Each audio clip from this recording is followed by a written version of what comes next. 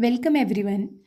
In this part of the video, I'm going to start the other laws of gas, in which the second one is Charles law. As in our previous video, we have already discussed the first law, that is Boyle's law. And in this part, we will discuss Charles law, Gay-Lussac's law, and Avogadro's law, and we will do some numerical practice based on these laws. Firstly, when we are starting with the Charles law, as in our previous video, it has been already been discussed there that in Charles law, the constant terms, two will be the variables and two terms will be constant. So the constant terms in Charles law will be pressure and number of moles. These two terms will remain constant, and then the variable terms will be volume and the temperature. Now let's check the statement for the Charles law. So according to Charles law, the pressure on when the pressure remaining constant, the volume of a fixed mass of gas is directly proportional to the absolute temperature. It means when I represent it mathematically, it means at a constant pressure and the amount of gas is fixed, it means the value of n is fixed and pressure is fixed, then volume of the gas is directly proportional to the absolute temperature of the gas. Now here one word is used that is known as absolute temperature. Now first of all, what is the absolute temperature? We will discuss it. Absolute temperature is the temperature when we study the temperature in Kelvin scale. That temperature is known as absolute temperature. Now let's see the absolute temperature on the basis of a graph here. Suppose I have a axis which is for the temperature, and here the temperature is present in degree Celsius. Since we know that temperature has three different unit, one unit is of degree Celsius, another of Kelvin unit, and the next one is degree Fahrenheit. These three units temperature have, and when the temperature is represented in Kelvin scale, then that temperature is known as absolute temperature, and absolute temperature has some value in Kelvin scale.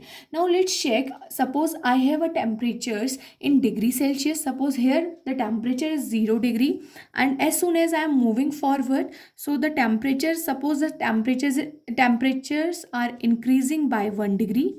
Here it is 1 degree. Here it will be 2 degrees centigrade and 3 degrees centigrade, and so on. Similarly, if I am proceeding back, moving backward, so the temperatures will be like -1 degree, -2 degree, -3 degree, and so on. And similarly, when we have to write down the temperature for our Kelvin scale, for 0 degree centigrade, the temperature in Kelvin scale will be, since to convert any temperature which is present in degree centigrade, we have to add, or we add 273.15 Kelvin to it, and that value of temperature which will come after the adding these two value, that value of temperature must be in Kelvin. So from here, when I will add 273.15 to each of the degree centigrade here, so I will get the value in Kelvin. So if I add 273.15 in 0 degree, so 273.15 plus 0 degree centigrade, it will be 273.15 Kelvin. This temperature is known as standard temperature. Standard temperature is the temperature when the Kelvin scale of temperature has 273.15 Kelvin and degree Celsius has 0 degree centigrade. Similarly, when I add 1 degree to it, so the value will be 1 degree centigrade plus 273.15. It is coming to be 274.15 Kelvin. So here the value in Kelvin scale will be 274.15. Similarly, when you add 2 degrees, so the value will be 275.15, and similarly for 3 degree 276.15 Kelvin, and all these value are present in Kelvin scale. And when we see for the backward direction, when minus 1 degree centigrade is added to 273.15, then the value will be 273.15 minus 1. So the value becomes 272.15 Kelvin. For minus 1 degree, the value in Kelvin scale is 272.15 Kelvin. Similarly, for minus 2 degree, the value will be 271.15 Kelvin, and so on. So these are the values in Kelvin scale. When we add 273.15 to the 0 degree to the temperature which is present in degree centigrade, we got the value, or we get the value for the temperature of Kelvin scale. So from here, as soon as we will move towards on increasing the value in negative temperature or in negative degree centigrade, and we reach to a point where the temperature is minus 273.15 degrees centigrade. On increasing this value, we reaches at a point where the temperature is minus 273.15 degrees centigrade. So here, when I will calculate the value in Kelvin scale, what will be the value? Let's calculate here. To calculate the value here, the value will be minus 273.15 degrees Celsius plus 273.15. The value in Kelvin is coming to be minus 273.15 plus 273.15. So the value is coming to be 0 Kelvin here. Here the value of degrees and value in Kelvin scale will be 0 Kelvin. And this temperature, where the value of temperature in Kelvin scale is 0 and the value of temperature in degree Celsius scale is minus 273.15 degrees centigrade, this value of temperature is known as absolute temperature. So absolute temperature is used to find out many calculations in the physical chemistry, or when we are doing the calculation which are based on variable temperature. So we have to use this formula where we have to convert our degree Celsius temperature into our Kelvin scale, and we know that the absolute temperature has a value of 0 Kelvin.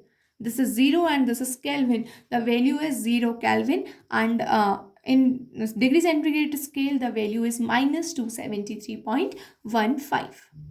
So mathematical expression for Charles law will be as volume is directly proportional to absolute temperature.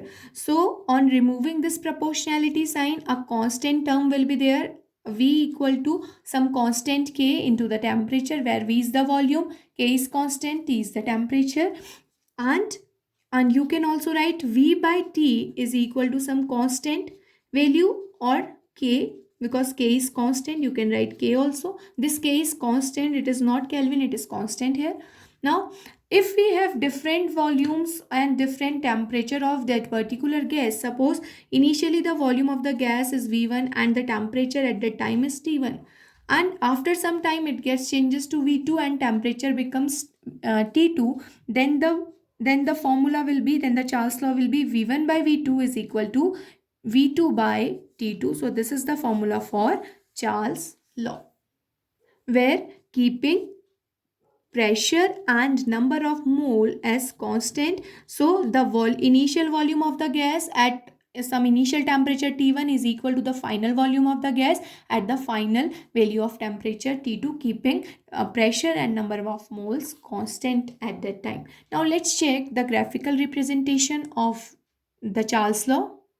So on drawing a graph between volume versus temperature, but temperature in degree Celsius, here we got a straight line, but here the temperature is present in degree Celsius. So here a value of temperature should become should come at absolute temperature, because here in degree Celsius, because the temperature is mentioned here in degree Celsius, here the value of temperature is 0. Why it is 0? Because it is it is not 0, it is 0 in Kelvin, but here the value of temperature is it is in between minus 300 degrees Celsius and minus 200 degrees Celsius. Here the value of temperature is, suppose it is minus 273.15 degrees centigrade, and this value of temperature here, this value of temperature is known as absolute temperature. And this is the graph for Charles law, when Suppose this is for pressure P1, and for pressure P2, the graph will again be a straight line if we have a constant pressure P2. So on increasing the temperature, the volume of the particular gas will get increases. Similarly for P3, if a constant pressure P3 is there, so on increasing the temperature, the volume of that gas will get increases. And the example or the significance of the Charles law is, it is a common example, and the example is hot air balloon. In hot air balloon, the law which is applicable, that is Charles law, in which as soon as hot air means we are providing temperature to the balloon. As soon as we are providing some temperature, it means we are heating the balloon. So what happens, on heating or on providing temperature or rising the temperature of balloon, the volume of the gas present inside the balloon, the volume gets increases, and as the volume gets increases, the balloon moves upward, and balloons move in upward direction. So on increasing the temperature, the volume of the gas gets increases because of the Charles law, because volume is directly proportional to temperature. You are increasing the temperature, the volume of the particular gases are increases. Suppose we have a balloon, and there are some gases are present in the balloon, and as soon as you are providing some temperature to the balloon and you are heating, suppose you are heating the balloon, and what will happen, the gas particles then they are collide, they will collide to the boundary of the balloon, and as soon as they collide to the boundary of the balloon will get expanded. It means the volume of, on increasing temperature, heating means on increasing temperature, the volume of the gas will also get increases. This is known as Charles law. And similarly, when you will decrease the temperature, when you will cool down the balloon, when you will decrease the temperature, you will find the balloon will get shrink, because now the particles of the gas will come close to each other, and the volume of the gas will get decreases. Now come to the next law, it is Gay-Lussac's law. And in Gay-Lussac's law, as we know that the variable terms are pressure and temperature, and the constant terms, out of the four conditions, the constant terms will be volume and the amount of gas. These two will remain constant, and the variable terms will be pressure and the temperature. Now what is the statement? Gay-Lussac's law states that at constant volume, as I have already mentioned here, at constant volume, pressure of a fixed amount of gas. Fixed amount of gas means number of mole, or the amount of gas is fixed, or it is constant. Pressure varies directly with the temperature. It means P is directly proportional to temperature, but the condition V and N remain constant. So you can rewrite the equation as you will remove the proportionality sign, P will be equal to some constant K into T, or when you will put the variable terms in one side, you will find out P by T is equal to K, or some constant value also.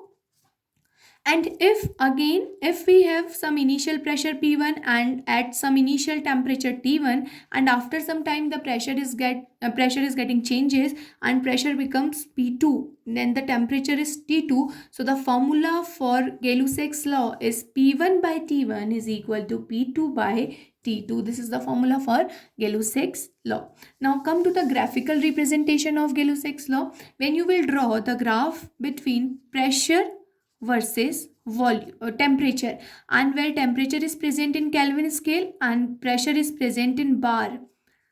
1 bar pressure is for standard pressure and temperature condition, and also 273.15 Kelvin is of standard temperature and pressure condition. Now what will happen? We will find a straight line, because pressure and temperature are directly proportional to each other. So a straight line will be observed, and suppose this straight line is at some volume V1.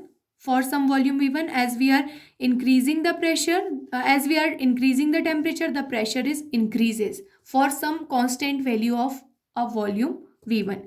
Similarly, if we have some constant value of volume V2, then again the pressure will get increases for some value of T temperature, and for V3, if we have a constant value of volume, that is V3, again the pressure will get increases with increase of temperature. Now come to the next law. It is Avogadro's law, and in Avogadro's law, as in my previous video I have already explained, the constant terms are pressure and temperature. Here the variable term is number of mole. Now from here, this Avogadro's law states that equal volumes of all gases under same condition of temperature and pressure, when temperature and pressure both are same, then the volume of gas is equal to the number of molecules of the gas. It means V is directly proportional to amount of gas or the number of molecules of gas, but the condition is constant temperature and pressure should be there. So on rearranging the equation, V will be equal to some constant K into N, where N is the number of moles or the amount of the gas, or V by N is equal to some constant value K. And again, if initial volume is V1 and the number there will be some number of moles N1, and the volume becomes V2, then the number of moles will be N2. So this is the formula for Avogadro's law. Now let's do some numerical practice based on these laws. So here the first question is, on a ship sailing in a Pacific Ocean where temperature is 23.4 degrees centigrade, a balloon is filled with 2-liter air. What will be the volume of the gas when the ship reaches Indian Ocean where the temperature is 26.1 degree? This is the NCERT question, and in this question the temperature is getting changes from 23.4 degree centigrade to 26.1 degree centigrade, and volume is changes from 2 liter to the volume which we have to find out here. So the law which is applicable, because temperature, initially the temperature is T1, which is 23.4 degree centigrade.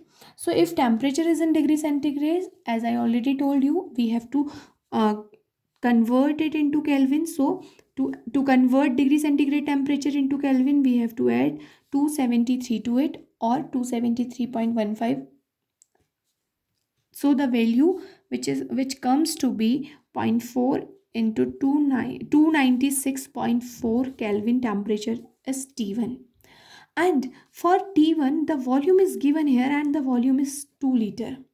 Also the value of T2 is also given, and the value of T2 is 26.1, because temperature is changing from 23.4 degree centigrade to 26.1. So on converting this to Kelvin unit, you have to add 273. So the value comes to be 299.1 Kelvin on adding. So this is the value of T2. And from here we have to calculate the volume V2. When the temperature is changing 26.1, we have to calculate that volume. So on applying Charles' law, initial volume by initial temperature is equal to the final, or the change in the volume by the change in the temperature at that for that volume. So V1 by T1 equal to V2 by T2. This is Charles' law.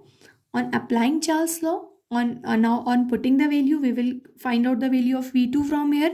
V2 will be equal to V1 into T2 divided by T1. Now put the value. V1 is 2 liter into T2 is 299.1 Kelvin, and T1 is 296.4 kelvins. So now when you will solve this, you will get the value of volume, and the volume becomes 2.018 liters, because the initial volume is in liter, so the final volume will also be in liter. Next question, what is the increase in volume when temperature of 800 ml of air increases from 27 degree centigrade to 47 degree centigrade under constant pressure of 1 bar? It is given here, constant pressure is given, and constant pressure condition is of Charles' law. And when pressure is constant, it means we have to apply Charles' law, V1 upon T1 equal to V2 upon T2 from here. And it is in the question, it is given temperature is changing, means T1 is 27 degree centigrade and T2 is 47 degree centigrade. To convert 27 degree centigrade, just add 273 to it.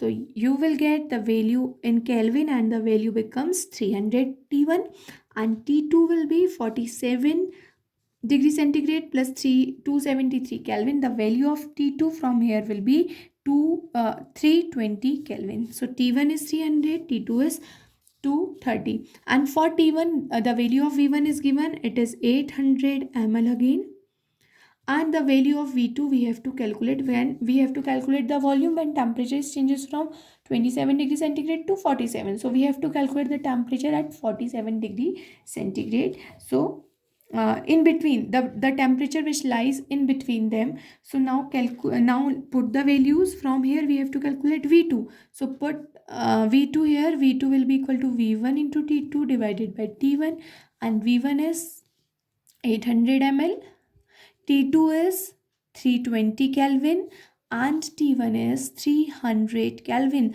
So when you will solve this equation, you will find the value of V2, and the value of V2 comes to be 853.3 Kelvin, or 3 ml of volume.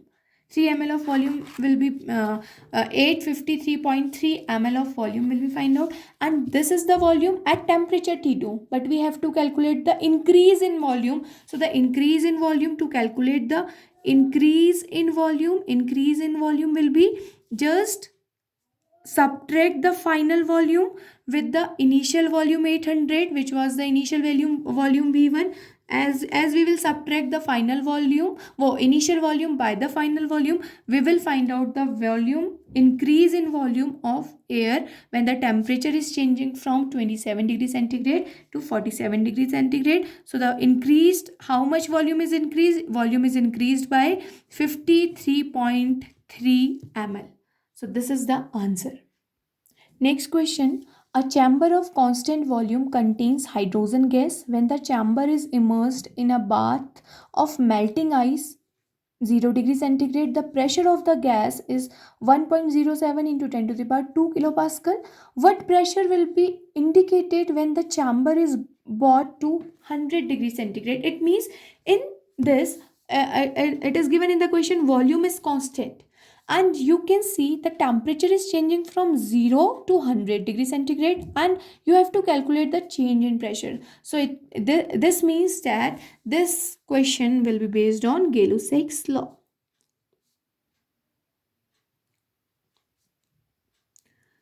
Gay-Lussac's law. So according to Gay-Lussac's law, initial pressure upon the initial temperature is equal to the final pressure and the final temperature. P1 T1 is equal to P2 T2, because pressure is directly proportional to temperature here.